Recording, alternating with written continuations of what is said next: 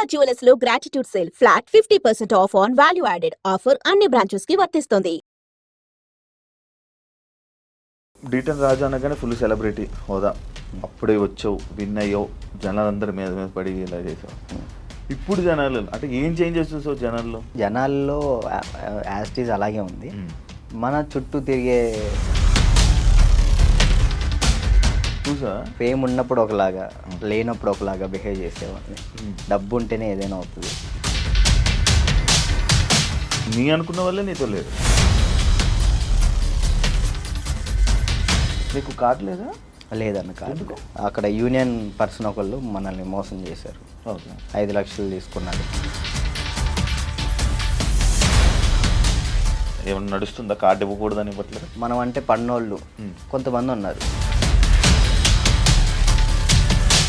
నీ love story Isha, ఎన్ని కాంటాక్ట్లు ఉంటాయి నీ ఫోన్లో? 500 1000. సడన్గా ఇప్పుడు ఒక ఫోన్ చేసి డబ్బులు పెడితే వాడు బూతులు తిడతాడు. ఒక 1000 రూపాయలు కావాలరా. ఓకే, చేసిన తర్వాత గుర్తు పెట్టుకోవచ్చు. ఇట్లాంటి వచ్చినప్పుడే ఇంటర్వ్యూలో ఉన్నారా? హాయ్ హలో నమస్తే, నేను మీ anchor Siva. Welcome to iDream media. ఈరోజు మన ముందున్న గెస్ట్ ప్రోమో చూస్తే ఈ పాటికి అర్థమై ఉంటుంది. నా ముందున్న గెస్ట్ రాజు, డీటెన్ రాజు యాక్చువల్లీ నేమ్. నా కెరియర్ స్టార్టింగ్ అంటే అప్పట్లో ఫస్ట్ అంటే నన్ను నేను ప్రూవ్ చేసుకోవడం కోసం ఒక ఇంటర్వ్యూ చేశానంటే రాజుతో నేను చేయడం జరిగింది.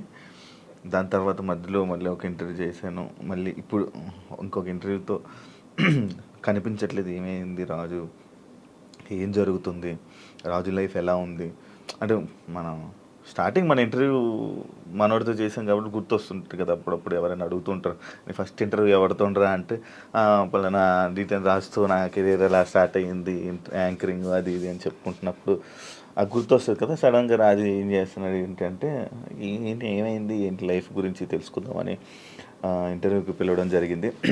రాజుతో మాట్లాడి తన ప్రజెంట్ లైఫ్ ఎలా నడుస్తుంది ఏంటని తెలుసుకునే ప్రయత్నం అయితే చేద్దాం. హాయ్ రాజు.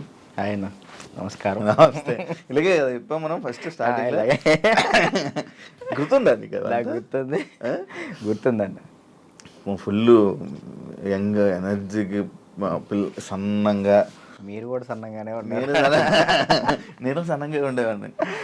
పరిగెత్తే వాళ్ళం వైజాగ్లో కదా. అవునండి. అప్పుడే విన్ అయ్యి మంచి హైప్ మూమెంట్. అప్పటికి ఇప్పటికి నీకు చేంజ్ ఏం చూసావు రాజు? నాలోనా మీలోనా? మొత్తం నీ కెరియర్లో, నీ కెరియర్లో కానీ అప్పటికి ఇప్పటికి చేంజెస్ ఏం చూసావు? అంటే అప్పుడు ఫుల్ డీటెన్ రాజు అనగానే ఫుల్ సెలబ్రిటీ హోదా. అప్పుడే వచ్చావు, విన్ అయ్యావు, జనాలందరి మీద మీద పడి ఇలా చేసావు. ఇప్పుడు జనాలు అంటే ఏం చేంజెస్ చూసావు జనాల్లో కదన్న నేను చూసింది. జనాల్లో యాస్టీజ్ అలాగే ఉంది. మన చుట్టూ తిరిగే కొంతమంది ఉంటారు కదా, వాళ్ళలో చేంజ్ చూసాను నేను. చేంజ్ చూసాను చాలా. అంటే ఫేమ్ ఉన్నప్పుడు ఒకలాగా, లేనప్పుడు ఒకలాగా బిహేవ్ చేసేవాళ్ళని. అంటే మనం అప్పుడు చిన్నపిల్లలం కాబట్టి మనకు అంతకు తెలీదు. ఎవరు కలిసినా కానీ మనోళ్ళే అనుకున్నాను. బట్ వన్స్ మనం దాటిన తర్వాత మన అనుకునే వాళ్ళు మనతో లేరు. అంటే కష్టం వచ్చినప్పుడు ముందున్నవాడే మన ఫ్రెండ్ అంటారు, అలాంటి వాళ్ళు లేకుండా అయిపోయారు.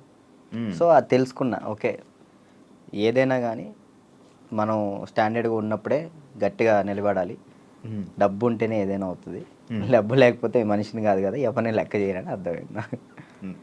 అంటే నువ్వు నీ అనుకున్న వాళ్ళే నీతో లేరు? నా అనుకునే వాళ్ళు నాతో లేరు. అంటే ఓన్లీ జస్ట్ బికాస్ ఫేమ్ లేదు. అంతే, ఫేమ్ లేదని. ఫేమ్తో వాళ్ళు ఫేమ్ వల్లే వచ్చారు, ఫేమ్ లేదని వెళ్ళిపోయారు అంతే. అంతే. మరి ఏమనుకున్నావు మరి ఈసారి నుంచి అలా నమ్మొద్దు అలా? అంటే ఇప్పుడు మనిషి ఎప్పుడు ఒక దగ్గరే ఉండిపోడు కదన్న. ఇప్పుడు నేను అనేది ఇప్పుడు ఉన్నాను, డీటెయిన్ తర్వాత ఒకటి వచ్చింది, సరే నేను అక్కడే ఉంటాను, ఇంక ఎదుగుతా కదా. టైం ఉంది, నా ఏజ్ ఉంది కాబట్టి, ఇంకా చేయగల శక్తి కూడా ఉంది కాబట్టి టైం తీసుకొని ఇప్పుడు తెలిసింది కాబట్టి ఇంకా జాగ్రత్త పడతాను ఎలా ఉండాలి ఏంటి అని. నార్మల్గా నీకు లైఫ్ ఇచ్చింది చిట్టి మాస్టర్ అంటారు, కానీ కొంతమంది అంటారు చైతన్య మాస్టరే రాజుకి లైఫ్ ఇచ్చారు, రాజు అసలు సెట్ అయ్యాడంటే చైతన్య మాస్టరే అని అంటారు. అసలు ఇంతకీ ఏది నిజం? యాక్చువల్లీ ఏంటంటే అన్న, ఇప్పుడు డాన్స్కి నేను అక్కడ దాకా వెళ్ళాలి, ఎక్కడో కమ్మ ఊర్లో ఉండేవాడిని హైదరాబాద్ దాకా తీసుకొచ్చిన పర్సన్ చైతన్య మాస్టర్. హైదరాబాద్ దాకా వచ్చి డీలో సెలెక్ట్ అవ్వాలి అంటే మాస్టర్ ఉండాలి. మాస్టర్ బట్టి మనం సెలెక్ట్ అవుతాం. అంత వాళ్ళ స్టూడెంట్స్ని కూడా వదిలేసి రాజువే కావాలనుకున్న చిట్టి మాస్టర్. ఓకే. ఇక్కడ ఏంటంటే రెండు కంపేర్ చేయాలనుకుంటే ఇద్దరు సమానమే. ఇటు చిట్టి మాస్టర్ లేకపోతే నేను ఏమయ్యేవాడిని కాదు, ఇటు చైతన్య మాస్టర్ లేకపోయినా కానీ నేను ఎదిగేవాడిని కాదు. ఈ ఇద్దరు వాళ్ళే నేను ఈ పొజిషన్లో ఉన్నానంటే వాళ్ళిద్దరు వాళ్ళే, చిట్టి మాస్టర్ చైతన్య మాస్టర్ వాళ్ళే. ఓకే. చైతన్య మాస్టర్ ఎందుకు సడన్గా నువ్వు చాలా ఎక్కువ బాగా ఫీల్ అయిపోయి ఫేస్ కూడా చేంజ్ అయిపోయి అసలు ఏం మాట్లాడుతున్నావు అన్న సిచ్యువేషన్కి వెళ్ళిపోయావు ఎందుకు అంత? అంటే యాక్చువల్లీ అన్న, అది నేను ఫస్ట్ 4:30 టైంలో నాకు ఫోన్ చేశారు. ఆయన లాస్ట్ వీడియో కాల్ చేశారు. ఆయన చేశారు నాకు వీడియో కాల్ చేశారు. అంటే ఆ సిచ్యువేషన్ జరిగే ముందర ఆయన 5:10కి చేసుకున్నారు. ఫస్ట్ కట్ చేసిన, అంటే ఎప్పుడు సరదాగా మాట్లాడుకున్న వ్యక్తి కాబట్టి ఏంతో ఏం లేని కట్ చేసిన. మళ్ళీ చేశాడు. సరే ఏం అవసరం ఉందా అని చేసిన. కొంచెం డల్గా ఉండి మాట్లాడటం, బాధపడటం.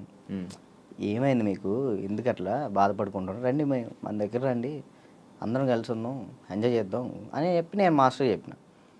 సరే జాగ్రత్తగా ఉండు, మంచిగా ఉండు అంటే, నేను ఏమైంది మీకు పిచ్చి పెట్టిందా అని చెప్పేసి నేను అలా మాట్లాడాను.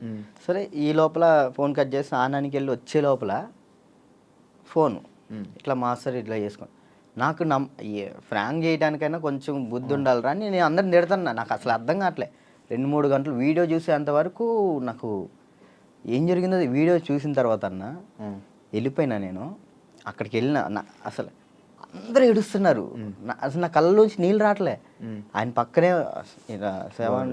మాస్టర్ని ఇలా పట్టుకున్నాను, అక్కడ తీసుకెళ్తున్నాం, అందరూ ఏడుస్తున్నారు. నాకు ఎలా ఉంది ఇప్పటికీ, ఆయన బతికి ఉన్నారు అనే ఫీల్లోనే ఉన్నా నేను. అంటే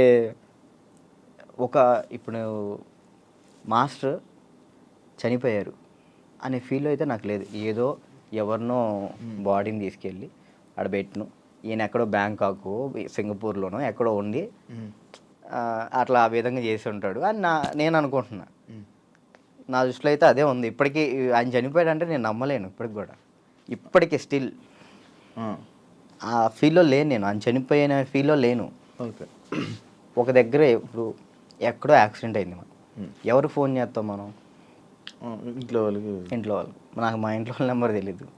8187861143 ఆయన నెంబరే తెలుసు నాకు ఇప్పటికీ. మాస్టర్ నెంబరే ఆయనే, ఇంకా అన్నీ ఆయనే. అట్లా అయ్యేసరికి నేను మైండ్ స్ట్రక్.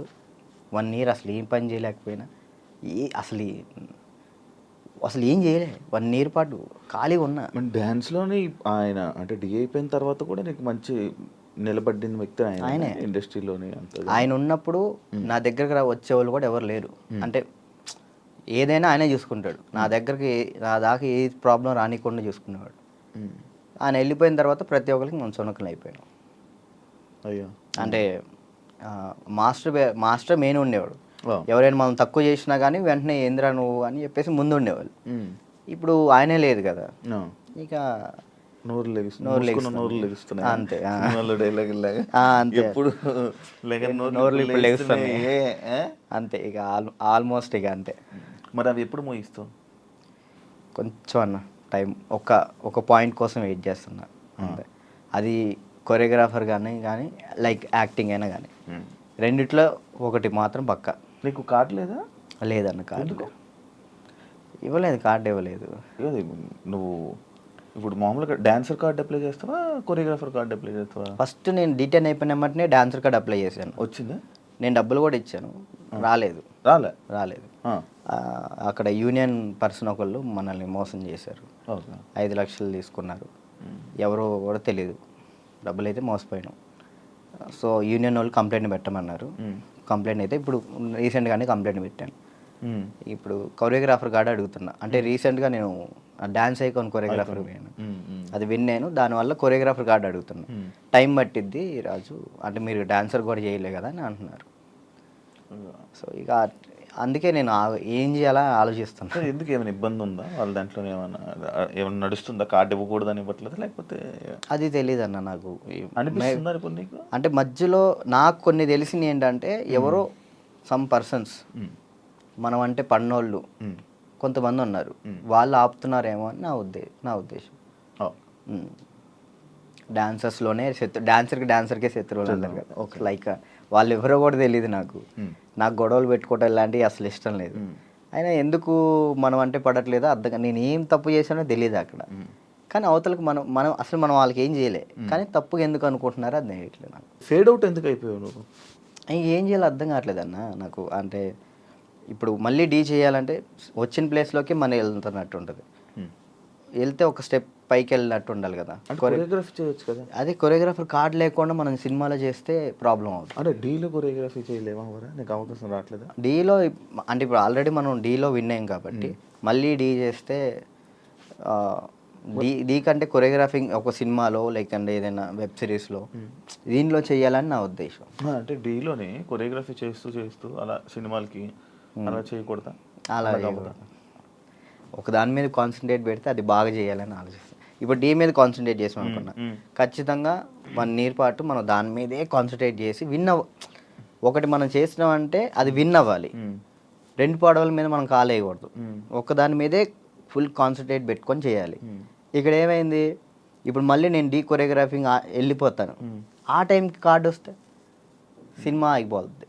కాదు, ఇప్పుడు సినిమా చేయాలంటే కార్డు ఉండాలా? ఖచ్చితంగా కార్డు ఉండాలి, లేకపోతే తీసుకోకూడదా? నేను తీసుకోరు. ఎందుకు? అందుకే ఆగిపోతున్నాను. ఎందుకు తీసుకోకూడదు? నాకు ఆల్రెడీ సినిమాలో ఆఫర్లు వచ్చినాయి. మరి డైరెక్ట్గా హీరోలు డైరెక్టర్లు కూడా మీరు చేయండి కొరియోగ్రాఫింగ్ అన్నారు. ఇప్పుడు మనం సినిమా సాంగ్ చేస్తే సినిమా ఆపేస్తారు యూనియన్స్. అంటే వాళ్ళు పెట్టుకున్న దాన్ని మనం జవదాటకూడదని నేను. అంటే ఇప్పుడు ప్రతిదీ శత్రువులు చేసుకోకూడదు కదన్న. ఇప్పుడు వాళ్ళంటూ ఒక టీం పెట్టారు, ఇది యూనియన్ ఉంది, మీరు దీన్ని పాటించాలని చెప్పేసి అన్నారు. నేను అదే పరంగా నేను కూడా ఉన్నాను. నాకేంటంటే కార్డు కోసం వెయిట్ చేస్తున్నా, కార్డు వస్తే చాలు చేద్దామని రెడీగా ఉన్నా. చాలా